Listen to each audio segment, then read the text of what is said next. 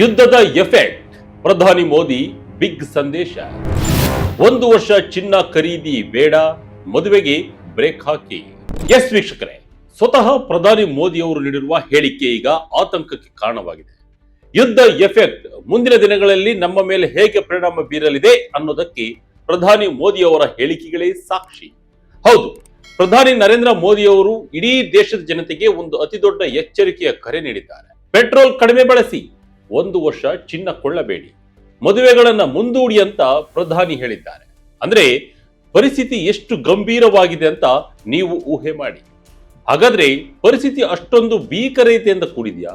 ಪ್ರಧಾನಿ ಮೋದಿ ಅವರ ಮಾತಿನ ಅರ್ಥವೇನು? ಮೇ 15ರೊಳಗೆ ಡೀಸೆಲ್ ಪೆಟ್ರೋಲ್ ಬೆಲೆ ಏರಿಕೆ ಆಗುತ್ತಾ? ತೈಲ ಕಂಪನಿಗಳು ಅನುಭವಿಸುತ್ತಿರುವ ಆ ಲಕ್ಷ ಕೋಟಿ ನಷ್ಟದ ಕಥೆ ಏನು? ಮೋದಿ ಅವರ ಈ ಮಿತ ವ್ಯಯ ಮಂತ್ರದ ಹಿಂದಿರುವ ರಹಸ್ಯವೇನು?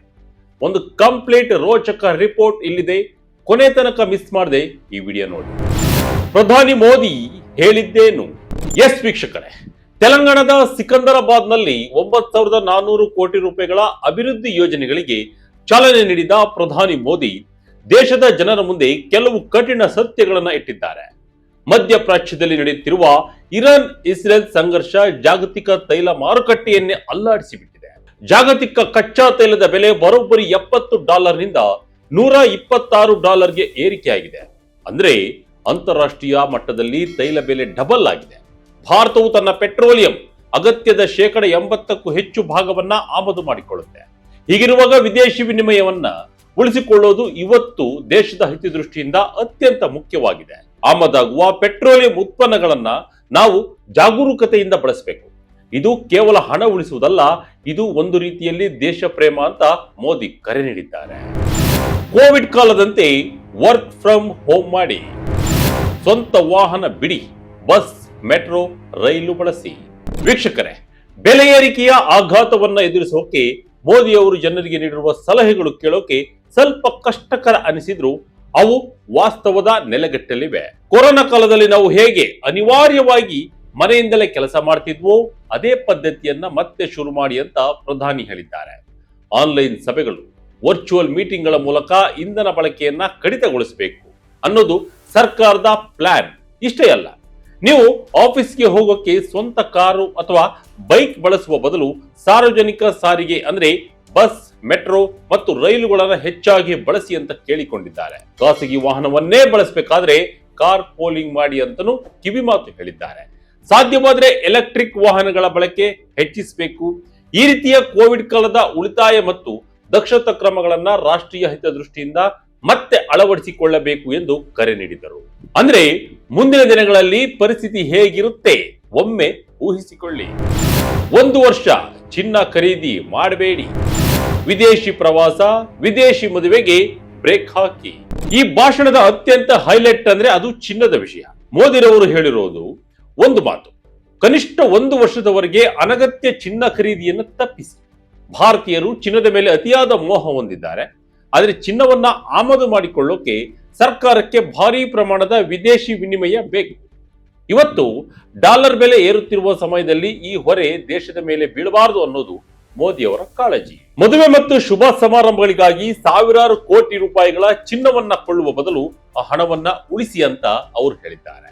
ಅಷ್ಟೇ ಅಲ್ಲ, ಅನಗತ್ಯವಾಗಿ ವಿದೇಶಿ ಪ್ರವಾಸ ಮಾಡಬೇಡಿ, ವಿದೇಶಗಳಲ್ಲಿ ಹೋಗಿ ಮದುವೆ ಆಗೋದನ್ನ ಬಿಡಿ, ಅದರ ಬದಲು ನಮ್ಮ ದೇಶದ ಪ್ರವಾಸಿ ತಾಣಗಳಿಗೆ ಭೇಟಿ ನೀಡಿ ಅಂತಲೂ ಮನವಿ ಮಾಡಿದ್ದಾರೆ. ಇದು ಕೇವಲ ಮಿತ ವ್ಯಯ ಅಲ್ಲ, ಅದು ಭಾರತದ ರೂಪಾಯಿ ಮೌಲ್ಯವನ್ನ ಜಾಗತಿಕ ಮಟ್ಟದಲ್ಲಿ ಗಟ್ಟಿಗೊಳಿಸುವ ತಂತ್ರ. ಮೇ 15ರೊಳಗೆ ಪೆಟ್ರೋಲ್ ಡೀಸೆಲ್ ಬೆಲೆ ಏರಿಕೆ, ತೈಲ ಕಂಪನಿಗಳಿಗೆ ದಿನಕ್ಕೆ 1,700 ಕೋಟಿ ರೂಪಾಯಿ ನಷ್ಟ. ವೀಕ್ಷಕರೇ, ಈಗ ನೀವು ಕೇಳಬಹುದು, ಯಾಕೆ ಮೋದಿ ಇಷ್ಟೊಂದು ಕಠಿಣವಾಗಿ ಮಾತನಾಡ್ತಿದ್ದಾರೆ ಅಂತ. ಅದಕ್ಕೆ ಅಸಲಿ ಕಾರಣ ಇಲ್ಲಿದೆ ನೋಡಿ. ಭಾರತದ 3 ಪ್ರಮುಖ ತೈಲ ಕಂಪನಿಗಳಾದ ಇಂಡಿಯನ್ ಆಯಿಲ್, ಭಾರತ್ ಪೆಟ್ರೋಲಿಯಂ ಮತ್ತು ಹಿಂದೂಸ್ತಾನ್ ಪೆಟ್ರೋಲಿಯಂ ಭಾರಿ ನಷ್ಟ ಅನುಭವಿಸುತ್ತಿದ್ದಾವೆ.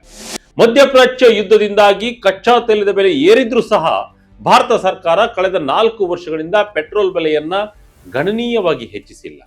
ಇದರಿಂದಾಗಿ ಈ ಕಂಪನಿಗಳು ದಿನಕ್ಕೆ ಬರೋಬ್ಬರಿ 1,600ರಿಂದ 1,700 ಕೋಟಿ ರೂಪಾಯಿ ನಷ್ಟ ಅನುಭವಿಸುತ್ತವೆ. ಕಳೆದ 10 ವಾರಗಳಲ್ಲಿ ಈ ನಷ್ಟದ ಮೊತ್ತ 1 ಲಕ್ಷ ಕೋಟಿ ರೂಪಾಯಿಗೆ ದಾಟಿದೆ.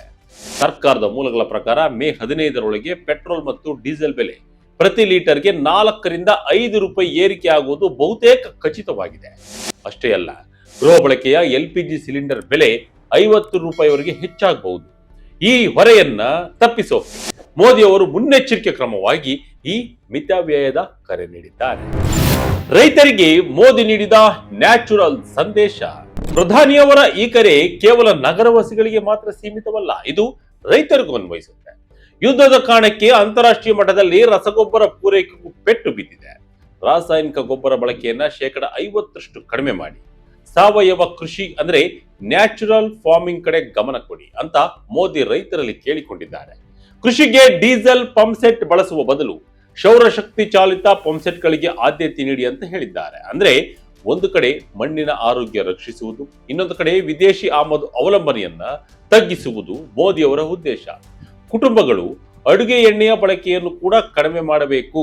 ಇದು ಆರೋಗ್ಯಕ್ಕೂ ಒಳ್ಳೆಯದು ಮತ್ತು ದೇಶದ ಆರ್ಥಿಕತೆಗೂ ಒಳ್ಳೆಯದು ಎಂದು ಹೇಳಿದ್ದಾರೆ. ಹಾರ್ಮುಜ್ ಜಲಸಂಧಿ ಬಿಕ್ಕಟ್ಟಿಗೆ ಸಿದ್ಧತೆ ಏನು? ಕಚ್ಚಾ ತೈಲಕ್ಕಾಗಿ ರಷ್ಯಾ ಅಮೆರಿಕದತ್ತ ಚಿತ್ತ.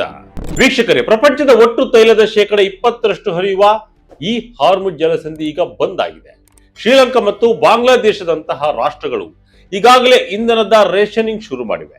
ಆದರೆ ಭಾರತ ಮಾತ್ರ ಇದುವರೆಗೆ ಅಂತಹ ಪರಿಸ್ಥಿತಿ ಬರದಂತೆ ನೋಡಿಕೊಂಡಿದೆ. ಭಾರತ ಸರ್ಕಾರ ತನ್ನ LPG ಉತ್ಪಾದನೆಯನ್ನ ದಿನಕ್ಕೆ 36,000 ಟನ್ ನಿಂದ 54,000 ಟನ್ಗೆ ಹೆಚ್ಚಿಸಿದೆ. ರಷ್ಯಾ, ಅಮೆರಿಕ ಮತ್ತು ಪಶ್ಚಿಮ ಆಫ್ರಿಕಾದಿಂದ ತೈಲ ಆಮದನ್ನ ವೈವಿಧ್ಯಗೊಳಿಸಿದೆ. ಭಾರತ ಸರ್ಕಾರ ಜಾಗತಿಕ ಯುದ್ಧದ ಸಂಕಷ್ಟದಿಂದ ದೇಶವನ್ನ ಪಾರು ಮಾಡೋಕೆ ಎಲ್ಲ ರೀತಿಯ ರಣತಂತ್ರಗಳನ್ನ ರೂಪಿಸಿದೆ. ಮೋದಿ ಅವರು ನೀಡಿರುವ ಸಂದೇಶಗಳನ್ನ ದೇಶದ ಜನತೆ ಪಾಲಿಸಬೇಕಾದ ಅನಿವಾರ್ಯತೆ ಸೃಷ್ಟಿಯಾಗಿದೆ. ರಿಫೈನರಿಗಳಿಗೆ ಕೇಂದ್ರದಿಂದ ಕಠಿಣ ಆದೇಶ. ಎಸ್ ವೀಕ್ಷಕರೇ, ಭಾರತ ಈಗ ಇತಿಹಾಸದಲ್ಲೇ ಕಾಣದಂತಹ ಒಂದು ಭೀಕರ ಅಡುಗೆ ಅನಿಲ ಬಿಕ್ಕಟ್ಟನ್ನ ಎದುರಿಸ್ತಾ ಇದೆ. ಪರ್ಷಿಯನ್ ಕೊಲ್ಲಿಯಿಂದ ಭಾರತಕ್ಕೆ ಬರುವ ತೈಲ ಮತ್ತು ಗ್ಯಾಸ್ ಪೂರೈಕೆ ಸರಪಳಿ ಸಂಪೂರ್ಣವಾಗಿ ಕಡಿತಗೊಂಡಿದೆ. ಜಗತ್ತಿನ 2ನೇ ಅತಿದೊಡ್ಡ LPG ಬಳಕೆದಾರ ರಾಷ್ಟ್ರವಾಗಿರುವ ಭಾರತಕ್ಕೆ ಈಗ ಪ್ರತಿದಿನದ ಅಡುಗೆಗಾಗಿ ಪರದಾಡುವ ಪರಿಸ್ಥಿತಿ ಬಂದಿದೆ. ಈ ಬಿಕ್ಕಟ್ಟನ್ನು ನೀಗಿಸಲು ಕೇಂದ್ರ ಸರ್ಕಾರ ತನ್ನ ಎಲ್ಲಾ ರಿಫೈನರಿಗಳಿಗೆ ಒಂದು ಕಠಿಣ ಆದೇಶ ನೀಡಿದೆ. ಅದೇನೆಂದ್ರೆ, ಲಾಭ ನಷ್ಟವನ್ನ ಲೆಕ್ಕಿಸದೆ ಅತಿ ಹೆಚ್ಚಿನ ಪ್ರಮಾಣದಲ್ಲಿ ಅಡುಗೆ ಅನಿಲವನ್ನು ಉತ್ಪಾದಿಸಬೇಕು ಎಂದು. ಈ ಆದೇಶದ ಬೆನ್ನಲ್ಲೇ ಭಾರತದ ದೇಶೀಯ LPG ಉತ್ಪಾದನೆಯು 20% ಏರಿಕೆಯಾಗಿದೆ. ಸದ್ಯ ದಿನಕ್ಕೆ 46,000 ಟನ್ ಗ್ಯಾಸ್ ಉತ್ಪಾದನೆ ಆಗ್ತಿದ್ದು, ಮೇ ತಿಂಗಳಲ್ಲಿ ನಾಯರಾ ಎನರ್ಜಿಯ ರಿಫೈನರಿ ಮತ್ತೆ ಶುರುವಾದ ಮೇಲೆ ಇದು 50,000 ಟನ್ಗೆ ಏರಿಕೆಯಾಗಲಿದೆ. ಆಗ ಕೊಂಚ LPC ಬಿಕ್ಕಟ್ಟು ಬಗೆಹರಿಯುವುದು ಎನ್ನಲಾಗ್ತಾ ಇದೆ. ಒಟ್ಟಿನಲ್ಲಿ ದೇಶದ ಆರ್ಥಿಕತೆ ಇವತ್ತು ದೊಡ್ಡ ಸವಾಲನ್ನು ಎದುರಿಸ್ತಾ ಇದೆ ಅನ್ನೋದು ಪ್ರಧಾನಿ ಮೋದಿ ಅವರ ಮಾತುಗಳಿಂದ ಅರ್ಥವಾಗ್ತಾ ಇದೆ. ಅವರು ನೀಡಿರುವ ಈ 8 ಸಂದೇಶಗಳು ಯುದ್ಧದ ಎಫೆಕ್ಟ್ ಅನ್ನ ಎಷ್ಟು ಬೀಳುತ್ತೆ ಅನ್ನೋದು ಗೊತ್ತಾಗ್ತಾ ಇದೆ. ಪೆಟ್ರೋಲ್ ಉಳಿತಾಯ, ಚಿನ್ನದ ವ್ಯಾಮೋಹ ಮತ್ತು ಮಿತವ್ಯಯದ ಬದುಕನ್ನ ಜನರು ಪಾಲಿಸಬೇಕಾಗಿದೆ. ಮುಂದಿನ ದಿನಗಳಲ್ಲಿ ಭೀಕರತೆ ಎಷ್ಟಾಗಬಹುದು ಅನ್ನೋದನ್ನ ಮೊದಲೇ ಪ್ರಧಾನಿ ಮೋದಿ ಅವರು ದೇಶದ ಜನತೆಗೆ ಬಿಚ್ಚಿಟ್ಟಿದ್ದಾರೆ. ಮುಂದಿನ ದಿನಗಳಲ್ಲಿ ಇನ್ನಷ್ಟು ಬೆಲೆ ಏರಿಕೆ ಬಿಸಿ ಜನರಿಗೆ ತಟ್ಟುವುದು ಗ್ಯಾರಂಟಿ. ಮೋದಿ ಅವರ ಈ ಕರೆಯ ಬಗ್ಗೆ ನಿಮಗೆ ಏನು ಅನ್ಸುತ್ತೆ? ಕಮೆಂಟ್ ಮೂಲಕ ತಿಳಿಸಿ. ಇದಾಗಿ ಕ್ಷಣದ ಅಪ್ಡೇಟ್. ಇದೇ ರೀತಿ ಅಪ್ಡೇಟ್ಗಾಗಿ Vijaya Karnataka website, YouTube page, Facebook page follow ಮಾಡ್ತಾ ಇರಿ. ಧನ್ಯವಾದಗಳು.